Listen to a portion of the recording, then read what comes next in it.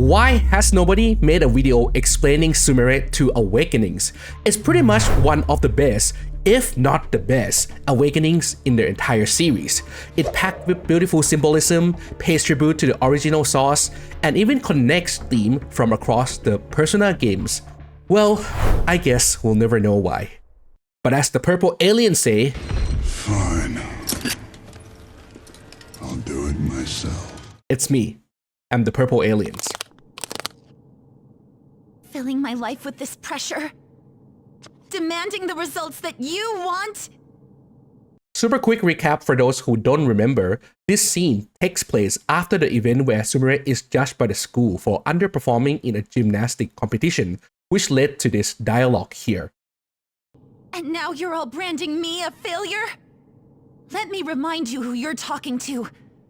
I am Kasumi Yoshizawa! So adamant. Rather than accept a life in cinders, you'd strive towards splendor. You know the risk. There are a lot of interesting lines in this scene, and they are packed with beautiful details, many of which pay tribute to the original source, the tale of Cendrillon, or Cinderella in English. The phrase, the life in cinder, is a direct callback to that source. In French, Cendrillon literally means little ash, derived from cendrier, which means ash or cinder. But here's where it gets even more interesting. Cendrillon isn't even her real name. It's a nickname given to her by her step-family. It reflects her stature and her job within the household, someone who takes care of the cleaning. So in this case, the life of cinders, or the life that is forced upon Cendrillon, is something forced onto her by her step-families. Some versions of the story even elaborate that she's often covered in soot and ash from cleaning the fireplace, which is why her body is constantly dirty. And that brings us back to the persona design. This is the part that explains why Cendrillon's skin in her persona form is pitch black. That said, you probably remember that Cendrillon's ultimate form is called Ella, which is said to be her true name. However, that is not quite accurate. Ella isn't a name that actually appeared in the original text. It was popularized through modern interpretations, especially in media like Disney, where Cinderella is sometimes referred to as Princess Ella. Now, even though the name isn't from the original text, it still ties beautifully and elegantly into the story. If you look a bit deeper, Ella in French is a pronoun that means she or her, so in a general sense, it can simply mean a maiden. And depending on the language and origin, it can also carry meaning like light or posh. Putting this all together, we then have a maiden or light that was covered in ashes. A really fitting names for the characters of Cendrillon and Sumire. You strive towards splendor. You know the risk. Well, if those really are the shoes you've chosen, then we'll dance to the end. If those are the shoes you have chosen, then we'll dance to the end. Honestly, Cendrillon really gets all the cool lines. At this point, I'm assuming everyone watching this video has already finished the games, so I'm not gonna waste the time explaining the basic, like who's Kasumi and Sumire are, or their relationship. If you haven't finished the games, I don't know what you're doing here, but anyway, the shoes you have chosen obviously refer to the identity of Kasumi that Sumire has taken on.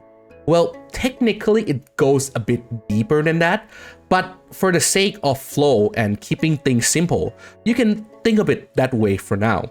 Now, technically though, that identity was given to her by Marugi, who take on the role of the fairy godmothers in this version of the story. He's the one who gave Sumire her new glass slipper in the form of new identities. This idea is also reflected in her persona design, but instead of just a slipper, the entire body of Cendrillon is covered in glass, beautifully mirroring Marugi's powers while paying tribute to the original fairy tale. That said, Cendrillon might just be one of the most multi-layered persona design in the series. You have Ella, the original base form, then there's Cendrillon's an alias name, one that reflects Sumire's own experience of being branded as a failure after struggling to perform at the top level. It's also possible that she's already felt that way, especially as Kasumi continued to shine and outperform her. I understand how you feel, but, well, third place doesn't really cut it in this case. She needs to attain first place results for her exceptional status to be worthwhile. And then there's the outmost layer, the glass slipper, or in this case, the full glass dress, representing the identity of Kasumi that she puts on to cope with the pain of losing her sister.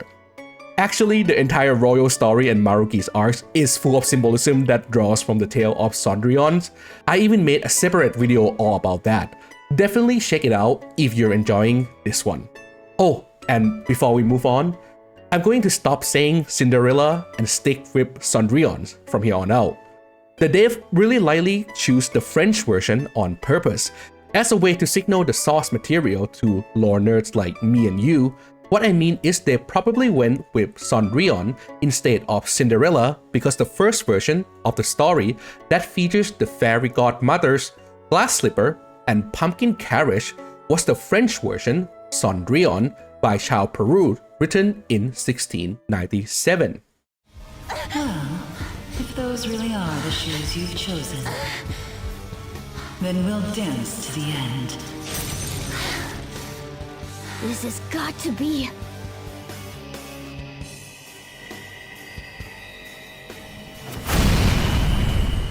Here's we get the removal of the mask, but without any bloods. This is the first clear sign that something's off with this awakening, and it's the main reason why a lot of people call it fake. Or they're just referring to the second awakening as the true one, which by default imply this one isn't real. Now, the whole thing's about mass and the missing blood, yeah, that's been pointed out 1,000 times already, so I'm gonna leave it at that for now. But on this channel, we love digging into the lore and original sources that's inspired the game we love. So we're going to go deeper. Instead of just repeating what everyone else says, I want to bring up some things that people who have followed this channel have probably heard me talk about 1,000 times already. And that is the Jungian psychology. It's the core concept that the entire Persona universe is built on. And if you've been here a while, don't worry, I promise you, it's still gonna sound just as cool as the first time you heard me talk about it. So, what is Jungian psychology? Well, Jungian psychology is a school of thought developed by Carl Jung that explores the human psyche. The whole thing goes pretty deep and would take a long time to fully explain. So for today, we are just gonna focus on what matters for this topic. First, there's the concept of the shadow. Jung described this as the part of the unconscious mind that holds everything a person rejects, repress, or is unaware of. And that includes both negative and potentially positive qualities. Now, in the Persona series, most people are only familiar with shadows representing negative traits, but the positive side exists too. For example, Futaba's shadow is actually a positive part of her, the part that believed her mother's death wasn't her fault. It's still a shadow though, because Futaba repressed it. She refused to believe it's true. And that denial is what gives the shadow form. That said, it's not stated directly in the game, but every main characters in Persona 5 has a similar kind of positive shadows. Something's repressed, but ultimately empowering. You can see this during their awakening, when their eyes grow yellow. That yellow glow is the same visual cue used for shadows in Persona 4 and also for the villains in Persona 5. That's because in Jung theories, the shadow isn't about being good or evil. It's just the part of you that you deny or bury. You're wrong! Are you really gonna continue to ignore me? Pretend that I don't exist? So, as each main characters come to terms with their inner shadow, their eyes grow yellow. aside they're releasing a repressed desire or truth about themselves. And this applied to Sumire's first awakening as well. So no, this awakening isn't entirely fake. It's her coming to terms with her repressed self, the version of her that wants to stand up to the school board, that doesn't want to be looked down on, and that believes she is a great gymnast. That said, while I wouldn't call this awakening fake, it's definitely missing something. A key part of what makes a full awakening complete. I'll explain more about that in a bit.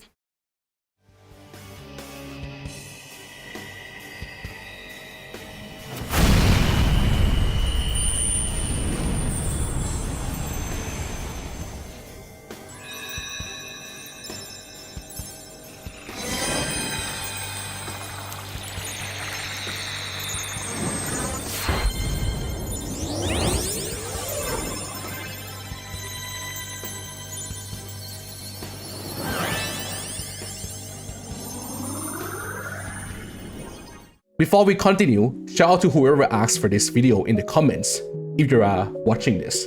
I don't remember exactly who it was, but someone asked if I could do a full breakdown of Sumire Awakening, and what they were most interested in was this scene.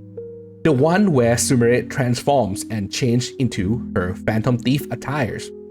If I remember the comments right, they asked if it could be a Sailor Moon reference or something like that. And yeah, that's definitely one of the inspiration here, especially when it's come to the visual style of the transformation. This kind of rainbow colors transformation is a classic staple of the magical girl genre in general. Now, in terms of story and meaning, this scene also reflects Cendrillon's transformation when the fairy god's mothers gave her a new dress.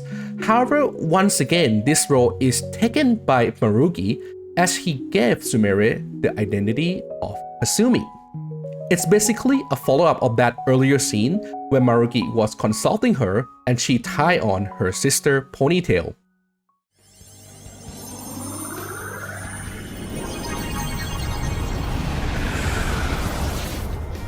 Look at that! I am thou, thou art I. Accept this contract, the spell cast upon you. I request we have a rematch. This time, I'm going all in with Cendrillon!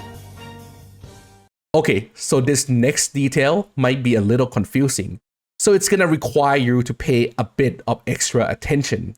But it's honestly the core reason why I don't consider this awakening to be fake. Or to be more precise, why I don't think it's a negative awakening. That said, the word fake is pretty much subjective, and you'll see what I mean as we get into this next part.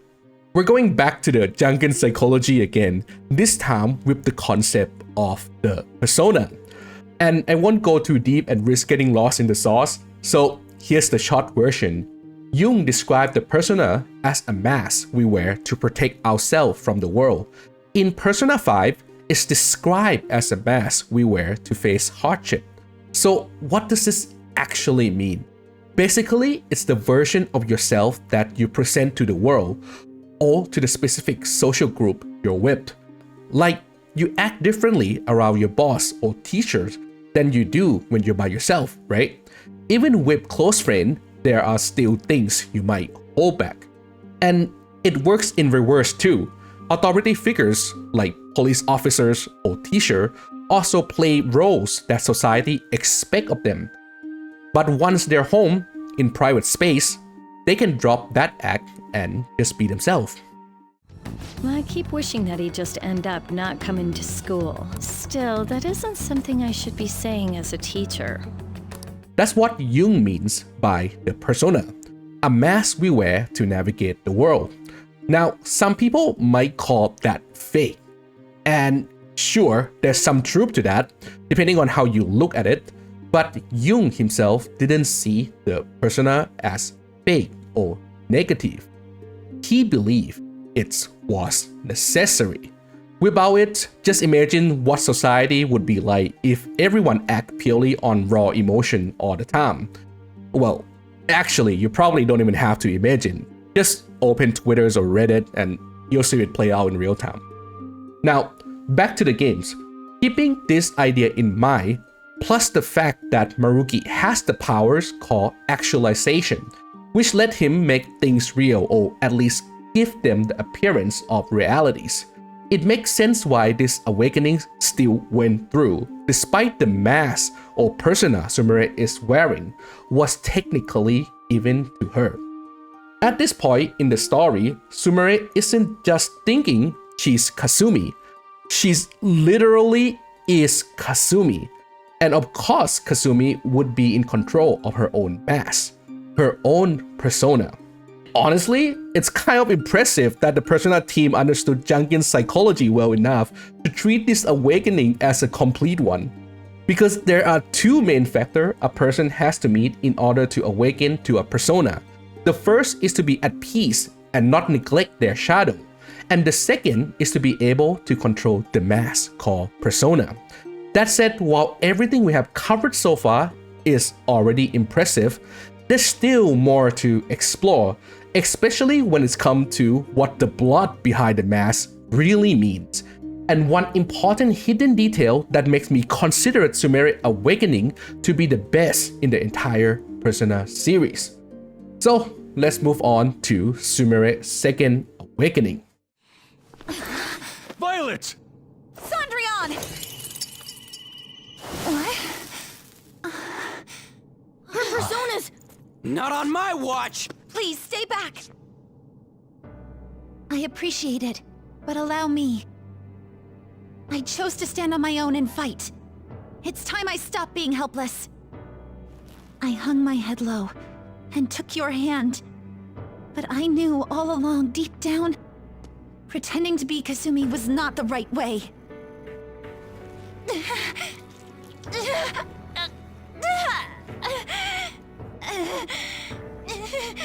The weak, insecure Sumire dies today!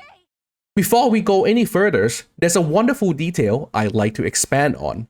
One of the most misunderstood concepts in Persona series is the idea that ripping off the mask means revealing your true self. And honestly, it's not surprising. In most other media, masks are used to hide something, to conceal the truth or cover up side of yourself you don't want others to see. So they're usually seen as negative things. But that's not what Jungian psychology say about masks. While the act of taking the mask itself can represent revealing yourself, the real focus here isn't on the face that get revealed.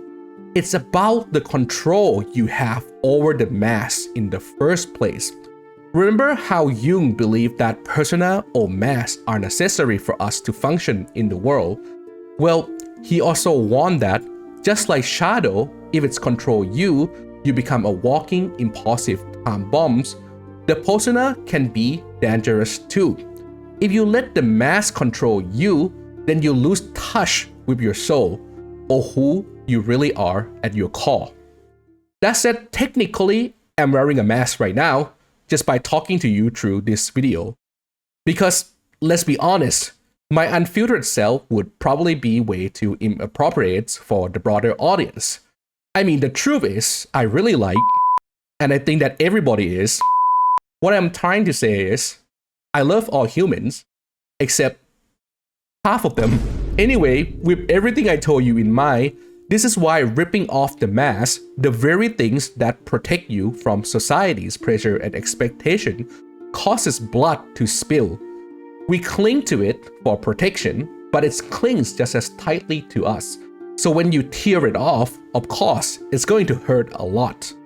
But like I mentioned earlier, this doesn't mean you don't need a mask. Instead, the opposite. Which is why all the Phantom Thieves, even after ripping off their masks, still wear them. They need them to summon their persona and face hardship. Unfortunately, as you can see, Sumire's mask snapped right back onto her face, which shows she's not truly in control. The mask is still controlling her. This is also why I brought up the earlier point. The reason her first awakening worked was because at that time, Sumire truly believed she was Kasumi, someone strong, someone who would have the confidence to control her mask.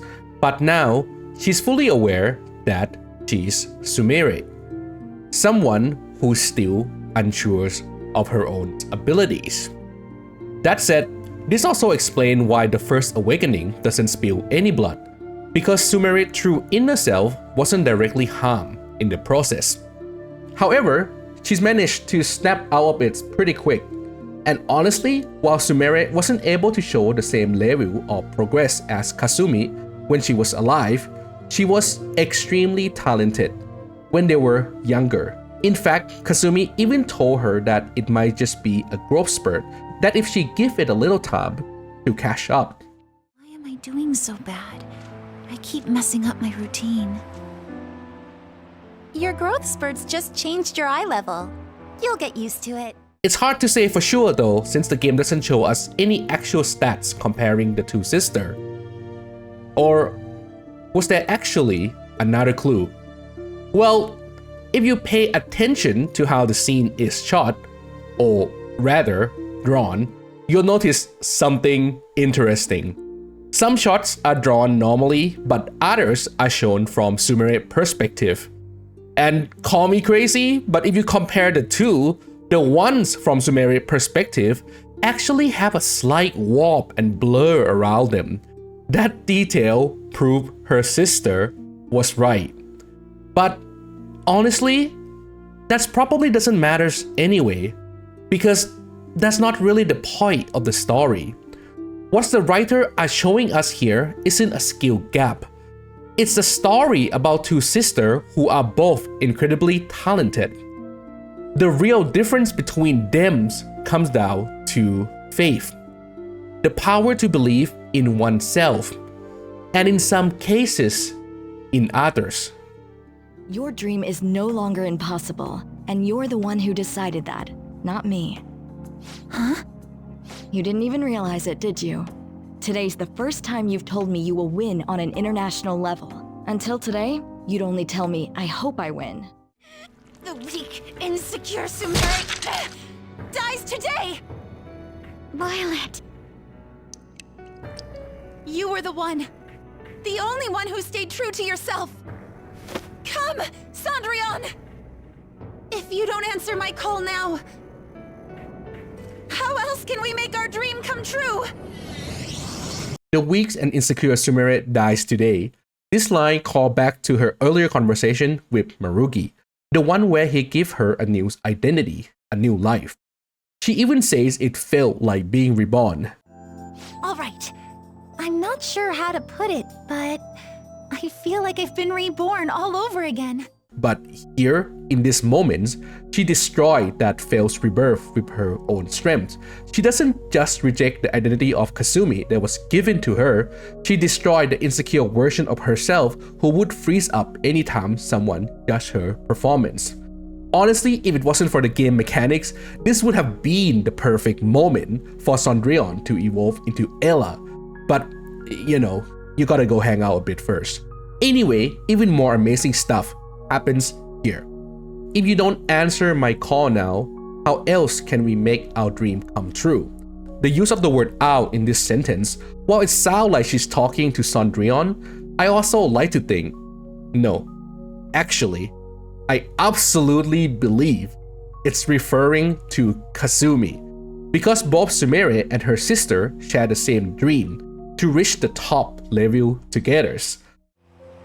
We'll reach the top of the world together. That's our dream, right? Come, Cendrillon! If you don't answer my call now, how else can we make our dream come true?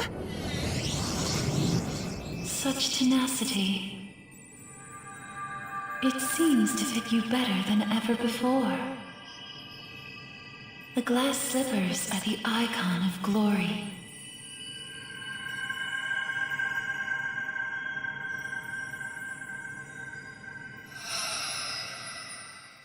Now, the light illuminating the scene here is a bit hard to interpret. Personally, I think it resembles heaven or some kind of afterlife-like planes, but I believe it's meant more as a symbolic imagery because Persona as a series doesn't really promote the idea of an afterlife in a traditional sense. And when it does explore those themes, it tends to frame them more as a kind of transformation.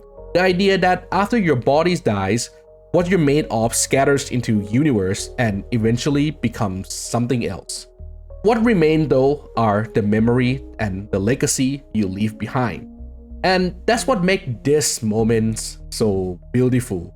Cendrillon and later Kasumi return to Sumire.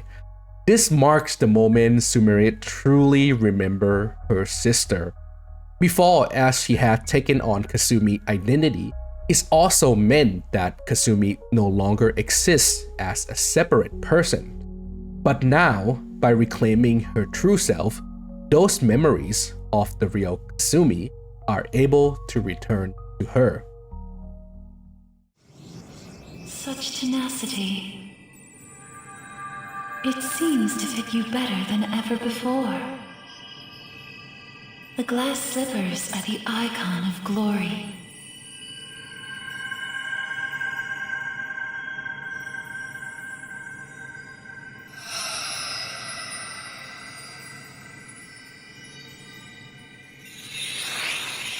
Not just for you, but the other girl within you as well. I am thou art I. Are you prepared for your debut? The ball awaits. Certainly. It seemed to fit you better than before. The glass is an icon of glory, not just for you, but the girl within you as well. These lines perfectly sum up everything we have talked about today. The glass slipper that was once given to her is now returning. But this time, she's the one chosen to wear it. This is also why this awakening isn't about discarding the Kasumi persona entirely. It's about realizing that Kasumi lives on inside Sumire. That Sumire can take the part of her sister she admired and carry them forwards without losing her original self. That's what makes this moment so powerful. She's finally in control of her persona, the mask we wear to face the world. But it's not over yet, because I still have one more beautiful things to share, and that is this awakenings also deepens the connections between Sumire and her second persona, Venadis. For those who don't know, Venadis is one of the many names of the Norse goddess Freya, and here's something interesting. Freya happened to also have a twin brother, and his name is Freyr, who in some version of the mythologies also dies. Probably just a coincidence, right? Yeah. No. Of course not. Now, you've probably heard of Valhalla, the Hall of Odins, where the greatest warriors who die in battles are taken after death. But what you might not know is that Freya also has a similar place too. It's called Folkwanger, which is usually translated as Field of the Host or People Field. This is where the heroes and warriors who weren't chosen by Odin for Valhalla are brought. But unlike Valhalla, Folkwanger also welcomed those who didn't die in battles, people who were still important or cherished in other ways. And within Folkwanger, there is a hall called Sessrumnir, where Freya kept the warrior she valued most, the one she holds closest. This fits Sumire and Kasumi's story perfectly, and is connected back to one of the deepest themes in the Persona series. Ever since Persona 3, the games haven't really focused on traditional ideas of the afterlife. Instead, they've been more about how we only get one life, so we should live it fully.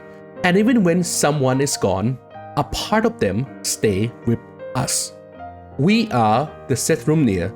We are the Hall, the place where the people who matters to us, the ones who shape us, continue to live on. Still here? Video like this one take a lot of time and energy to make, but I do truly believe they are worth doing. Big thanks to the channel members who helped make them possible, especially those in the world tiers.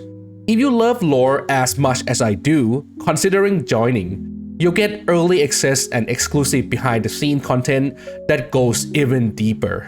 But either way, thanks for watching. And remember, an interpretation isn't about being right. It's about finding meaning in the space between.